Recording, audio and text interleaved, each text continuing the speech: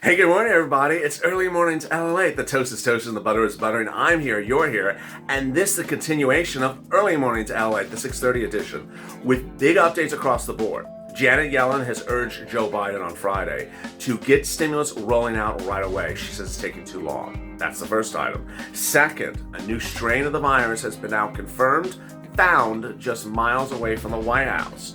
What does that mean for your stimulus? And additionally, new concerns that the Biden administration did not prepare a stimulus package based upon the changing face of the virus. As it spreads quicker, is the stimulus package too small? I have all those incredible details in a major new recording. I'll be answering some of your 2,000 questions in this morning's Early Mornings LALate.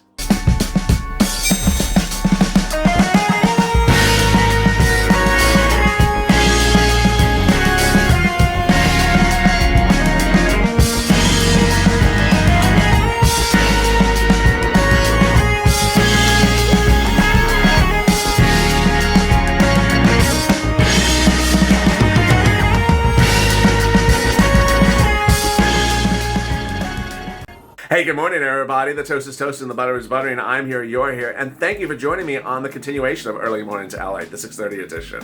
If you've not subscribed, please subscribe, because this is the best darn channel there is out there on stimulus, delivering coverage on the financial markets and stimulus 24/7, 7 days a week, programming from 1 a.m. to 1 a.m. the next day. We started with EIDL and went to FPUC this morning, last night, late night. We had a live chat on Hazard Pay, and we'll be continuing again at 8:30 a.m.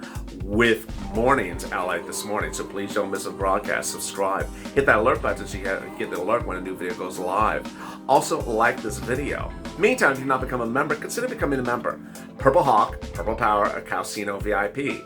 Get access to documents before anyone else, explains how to get stimulus before anyone else, and detailed analysis on money across the board that is normally not covered elsewhere, that is in the third stimulus package. Subscribe, and the link is in the description and the top of the chat, and also in the video's pinned comment.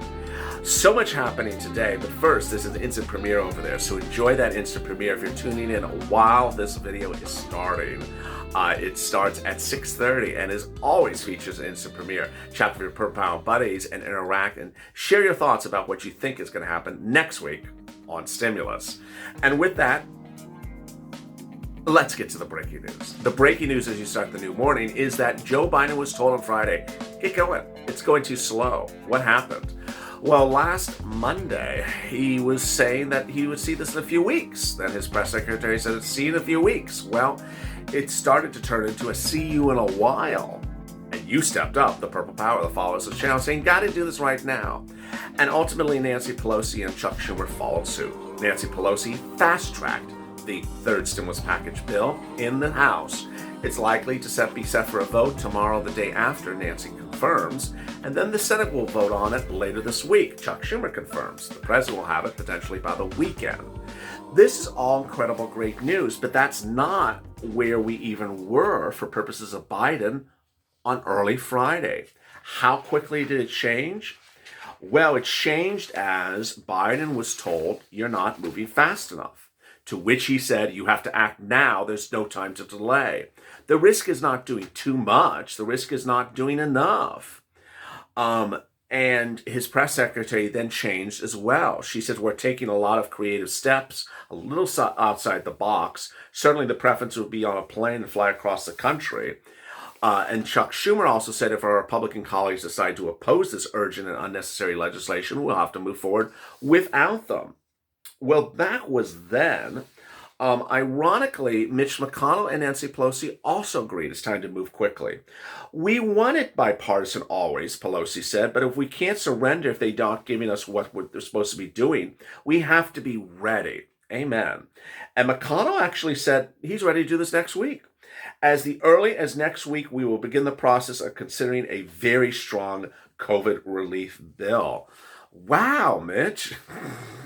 Who replaced Mitch McConnell with this Mitch McConnell?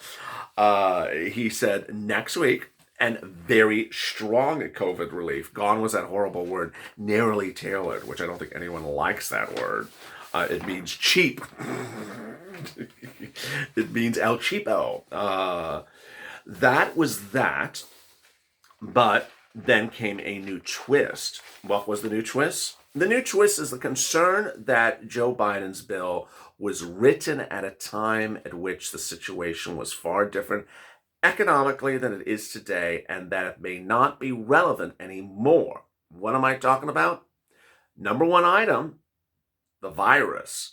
When Joe Biden wrote the bill, there was only one virus with no other variation at issue, and the belief that Joe had enough doses to vaccinate the country quick enough and open it up.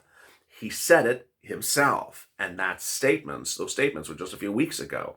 He said his plan is to reopen the country in about 90 days, reopen schools and reopen businesses. How? He said within 100 days, I'm going to vaccinate 100 million people. How? He said we have the doses. Ironically, those series of statements were based upon one or the other, and ultimately they all depend upon one factor. Do you have the doses? Apparently, he made the comment at a time in which he did not know whether you had 100 million doses. Oops. His CDC representative had 2-3 days later said, we don't have 100 million doses. In fact, she said worse. We even don't know how many doses we have. Oh boy, you just promised stimulus based upon how many doses you have. And that didn't end there. Then came the reports. The reports started on Saturday morning and they continued by Saturday evening. Let me tell you what started on Saturday morning. Saturday morning, a major new report in Politico, which is a nonpartisan type publication, said that Biden set ambitious vaccination targets and imposed strict public guidelines, but he's behind the 8 ball. Biden officials leading the coronavirus team launched a series of regular briefings, but the briefings were short on details, and behind the scenes, officials say the team is still struggling to get a handle of basic information. One of the virtues of a well-run transition is that by the time you have the reins, you have developed some sort of rapport and trust with the career people you're working with, said a person familiar with the administration. The courtship has been unnaturally short. Nobody has that's one person, an insider says. Another person, Julie Morita, member of the Biden's transition team and executive vice president of the Robert Wood Johnson Foundation, says nobody has a complete picture on COVID. The plans that were being made with the assumption that there was more information be available and revealed once they got in the White House.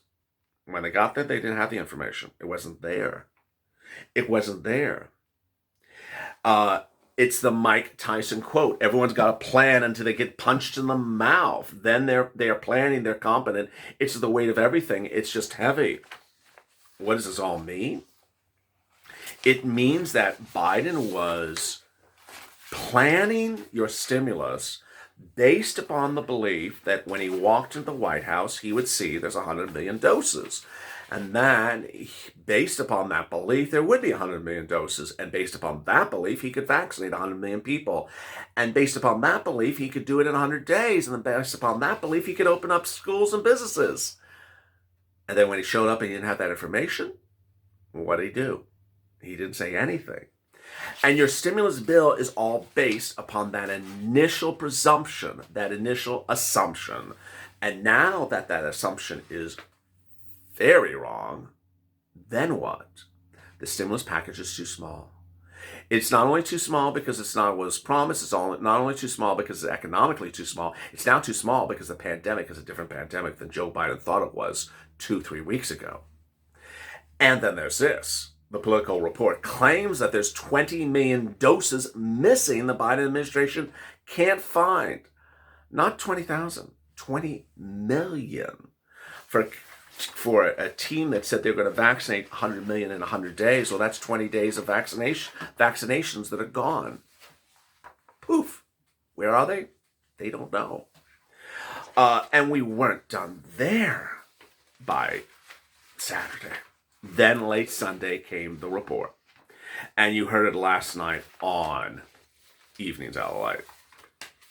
The report, B.1.351. What is that? It's not Nancy's hairstyle color number. No, it's not that. It is the number for the variant of the virus that denotes the South African virus variant. And guess where they found it? Just a couple miles away from the White House in Baltimore. In Baltimore, they found a person with the South African virus variant, and they don't know how the person got it because the person was not traveling.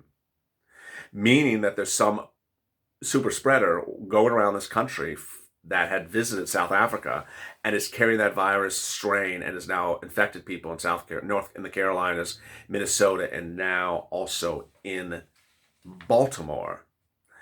And with that, that is also causing concern that Biden just is behind on the 8 ball in getting control of the virus and doing stimulus ahead of the ball on the virus. Biden's stimulus was betting upon this was the end. We're almost finished. We're almost gone. We're almost coming out. We're making the turn. No, we're getting backwards. Moderna confirms that if you got 2 doses of their vaccine, you better be getting the booster shot after about 6 months, because the booster is needed to combat the South African variant. Other people haven't even gotten vaccinated. The announcement about the discovery was made by Governor Larry Hogan late Saturday. We strongly encourage Marylanders to practice safe extra caution to limit the additional risks of transmission associated with this variant. There you go. What are your questions or comments? Let me get to them right now. Pat Worthington, they don't care about the elderly. They never did. That's why they have a little raise every year. Look at the veterans who serve this country. What? They don't care. Drake Smith, our government's a joke and always has been. Nancy Doyle, their words are empty like our bank accounts. Beth Ford, I commented to Janet Yellen about her saying she wants to go big. I asked her, what does her big look like on paper? It's just a little post-it note. What does your big look like on paper? It's like a little thumbtack. It's like a tic-tac. What does her big look like on paper? And it's going to be covering everything that the people need. It's not what I want. It's a need to get this economy stabilized and going forward. No response. Well, it's Janet Yellen. I mean, she has, she's sort of Treasury Secretary. But thank you that's a great comment, Beth. I really appreciate that. Viola Willis, the government makes promises they never keep. Kathy E. Rose Weiss, they do nothing but lie, this dang dragging their feet and no act, all broken promises. Chris Harrison, there's nothing on my highway but potholes full of empty bank accounts. He needs to start putting something in them. I don't know what that means. Potholes? Okay. Nat Lee, shoulda, coulda, woulda. That's all we hear. Well said. Nat Lee, they say we're get to it later. Hopefully we will forget about it. Karen Baldwin, this waning is going to kill a lot of people because they can't wait any longer. Already on the streets of the virus are going to go without food and shelter in this weather. Billy K. Woods, they don't care now that they have all in office. Elizabeth Hall, the $1,400 is from the second stimulus package. He needs to give us the third stimulus check of $2,000. That's what he promised us in Georgia. Elizabeth, preach. I love that. Lorenzo, the government needs to get their darn act together and stop acting like this COVID virus situation, economic meltdown is going to bounce back in a month or so. That's a great comment, Lorenzo. Oh my goodness, I love those. If you have questions or comments in today's video, drop them in the comments below. I might feature them tomorrow's recording. Meantime, join me later this morning on Mornings LATE at 8:30 a.m. Pacific Standard Time. I'll have big updates across the board like you saw these updates today. Meantime, if you did not watch Overnights LATE, the 2 shows EID or FPC, watch them. And if you missed the Early Mornings LA Part 1 show right before that, catch that as well. Stay informed, stay focused, continue to smile, and also consider becoming a subscriber. We're trying to add 5,000 new subscribers over the next 2 weeks, so let's try to do it.